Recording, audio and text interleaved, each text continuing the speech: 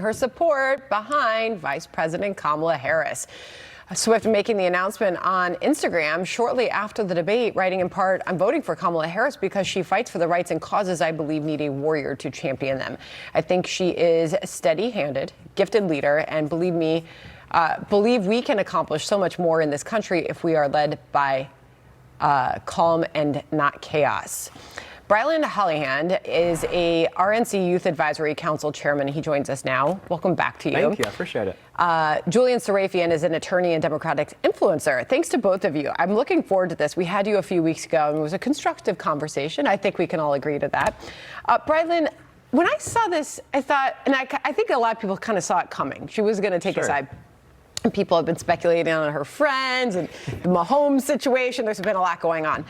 What upside is there to her even taking a side here or announcing her politics? I don't see a single one, Sandra. I only see downsides. I'll tell you, as a first-time voter this November, my peers and I will not be voting for Kamala Harris because Taylor Swift and her cats told us to do so. It's just not going to happen. I think when you look at it, it's not actually making any difference. This is not something that this is all vibes and no policy like Kamala Harris's campaign has been. And I think, and this is my message to Kamala. I hope she's listening to Fox today. No amount of pop stars or viral memes that she's trying to do are going to make Gen Z vote for her when she has no plans to fix the nation she's broken. Let Julian respond to that.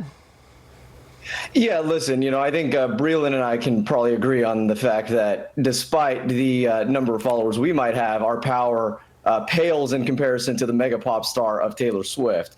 And look, I think the fact that she came out and has endorsed VP Harris is a testament to the fact that Harris can bring people together. And Taylor sees that and she values it. And, what will the impact be? I mean, the last time Taylor Swift spoke up about voter registration, it drove tens of thousands of registration overnight. I think we should probably expect something similar this time. Of course, we're in the heat of the election season, and this type of data is nearly impossible to parse, but I have no doubt the impact will be there because she has a very strong relationship with her fan base. Well, gee, I think about the economic impact she has when her tour hits an American city or European city. I mean, there's a real impact. So we will see what the political impact would be of this endorsement, won't we? Meanwhile, you know who's happy about it? The media. They are fawning over it. Watch.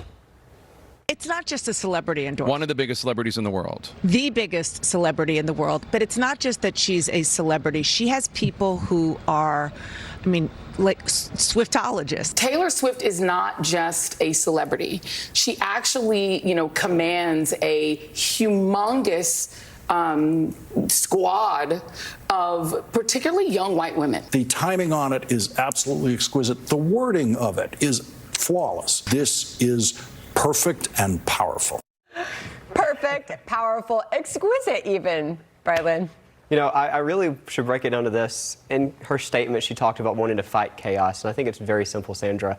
My generation's tired of chaos. We were middle school when COVID hit. We've seen chaos firsthand. Kamala Harris is clearly the candidate of chaos. We saw that in the debate last night. In that 90-minute conversation, they spent more time talking about January 6th, Sandra, something that happened 3 years ago, than the cost of eggs or the rising gas prices. Were you happy with the way Trump performed, by the way? I think he had missed opportunities, but I really do think right now, facing this election, Americans saw that he was the candidate of stability. He sat there and said, Kamala, I handed you a perfect nation, and you crumbled it, you broke it, and she tried to, dodge responsibility for that. The one thing she is responsible for, though, is the borders are, even though she claims she's not, and she failed with the border. How can we pretend that she's going to be good as president? Gen Z sees through that. Okay, so Julian, you can respond to that, but I also want to get in the former president's response to the Swift endorsement. This was this morning on Fox and Friends. Watch.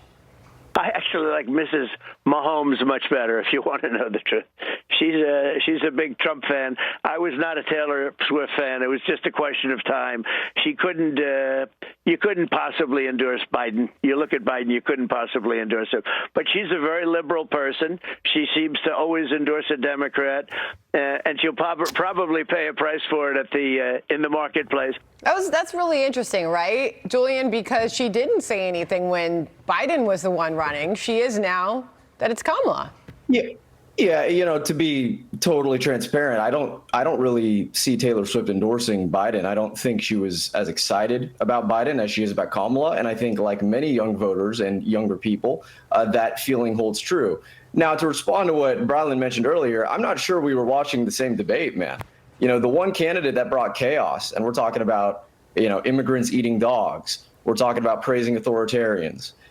we are talking about having a concept of a plan rather than an actual substantive plan to reform healthcare policy in the United States, despite being president for 4 years and having nearly 10 years since he began running to come up with such a plan. Face up there on the screen because he's true reacting that, to you. It's true that there's a candidate of chaos in the race, but most Americans can see that the candidate of chaos is the one that is respecting the democratic process. It's a debate. You can respond.